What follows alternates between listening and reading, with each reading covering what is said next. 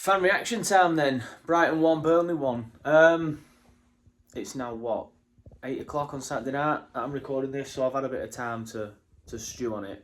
I'm surprised at not a lot of negativity. There is some negativity on the fact that the second half was predominantly Brighton, and that's been kind. It was all Brighton that second half, let's be fair. But what do you expect playing a team in the Europa League at home who are 1-0 down? I don't see where that negativity comes from. I thought we were somewhat lucky to get the draw, but we've had games this season where we've been the better side and lost. So I'll take being the better. The team that probably deserved to get beat but didn't get beat. I'll take it this time.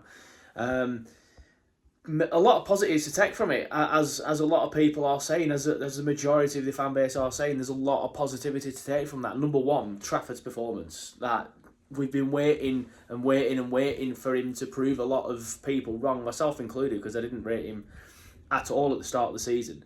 But I've been saying for the last few weeks now that he's getting better. And I say I don't rate him. I don't mean that, because he's obviously going to be England's number one. He's going to be a very, very good goalkeeper and have the life that people like me can only dream of. So he's obviously going to be a very good goalkeeper. I just felt that he wasn't ready. And I stand by it. At the start of the season, he wasn't. But he's getting better. And he's getting better every single week. To the point now where I'm... Like, even though he was getting better the last few weeks, I was thinking, I'd still probably rather have Muric. And I think now if someone forced me to say, who would you rather have, I'd probably still just say Muric, but at the same time, it'd be stupid to make that change now. So what I'm saying is, if I was asked the question, who would I rather have, but I wouldn't change it now, if that makes sense. Trafford is getting really, really good now. He kept us in that game. He really, really did. He made so many good saves. There were a couple in stoppage time. You know, he were coming for crosses. I still would wish he'd catch them, but I know he's probably told not to.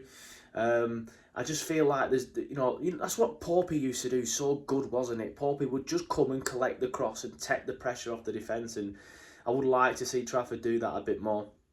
I think his kicking as well is still... It weren't horrendous, but, it's not at the levels of Muric yet, so it does need to get better. There was one point where he just kicked it straight out of play, and he shouldn't be doing that, at professional level. I know it was probably a bit windy down on the south coast today, because it has been up here all day, really. And my little boy's currently in France, and he's been telling me how windy it is. So it's definitely windy in between down on the south coast as well. But yeah, Trafford were brilliant today. He deserves the man of the match. He was the man of the match. Like I said on Twitter, I normally do a man of the match shouts poll, and I just nah, it's Trafford. Let's just all admit it's Trafford. So well done to Trafford for that, because it couldn't have been easy. Going onto social media and seeing all the comments that the Burnley fans and stuff have been putting up about him, and he's dug deep, and that's a great sign of character. The fact that he's dug deep and just carried on and got on with it and got his head down and improved, because that's what he's done now. He's improved and got better. Thought Vitinho was brilliant as well. There was a little moment where he did give the ball away, which I think was in the first half. I can't remember, but there was that moment where he did give the ball away, and Brighton probably should have capitalised, to be honest. But other than that, he was brilliant. Gets up and down the wings really well. And the unfortunate thing is now, with Charlie Taylor being suspended, you would suspect that Vitinho will be put back at left back now for the Everton game, with Robert slotting back in at right back. That's just a guess. He might even go Al-Dakhil at left back, and keep Vitinho at right back, but we'll see. But just getting back to this game, yeah, Trafford brilliant, Vitinho brilliant. Yeah, the second half we weren't the best. If you look at the stats, it's the whole game, because of the second half, is all predominantly Brighton. But I felt that the first 20-25 minutes we were the better side, and we actually started well. And we were unlucky not to go ahead, really. But it's this. I say unlucky because there's no clear-cut chance that I can remember off the top of my head in that possession, in that time where we were playing really well. But then we did get the goal when they were on top, so it kind of evened itself out, I suppose. But we do seem to be in games quite a lot, but then not create too much, and it seemed to be the same again today. Having said that, we probably should have gone 2-0 up with that chance that Jade Rodriguez had. I don't know what he's doing there. Verbruggen's on the floor. probably don't pronounce that name wrong, Verbruggen, whatever. He's on the floor, Jay. Just dink it. I know he's kind of turning and trying to get his foot wrapped around it, but if he had the presence of mind and the awareness, he would have seen that the keeper was on the floor, and he would have just chipped it. We need Foster back, and we need him back pretty sharpish. I love Jay, but I think, he scored 2 in 2, but I think the last 2 have kind of sort of like counteracted that, haven't they? Because he's missed 2 sitters now. But hopefully he can find his form again, because we're going to need him to find his form. I'd have loved it. I'd have loved it if he'd have scored against them. They were booing him again. And how long ago is that now?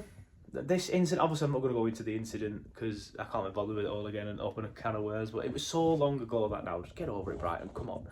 But I'd have loved him to have scored against them and just done that to the crowd. That would have been fantastic, but it weren't to be.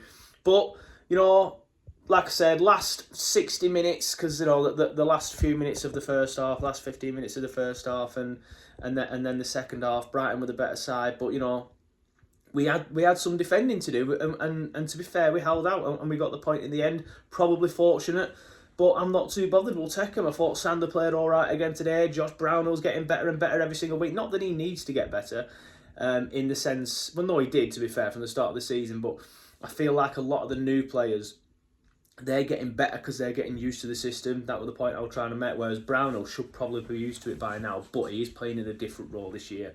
Obviously the deeper role, where he played a little bit further forward last year. For the majority anyway. So it's interesting to see how he's getting on. I thought he played well again today. Them two are starting to look really good in the middle. Everton next. We'll see. Obviously Dyche is back. It's going to be interesting to see how he reacts. I think we all know Sean. I think he'll just pretend that he's not bothered, whereas deep down he probably is.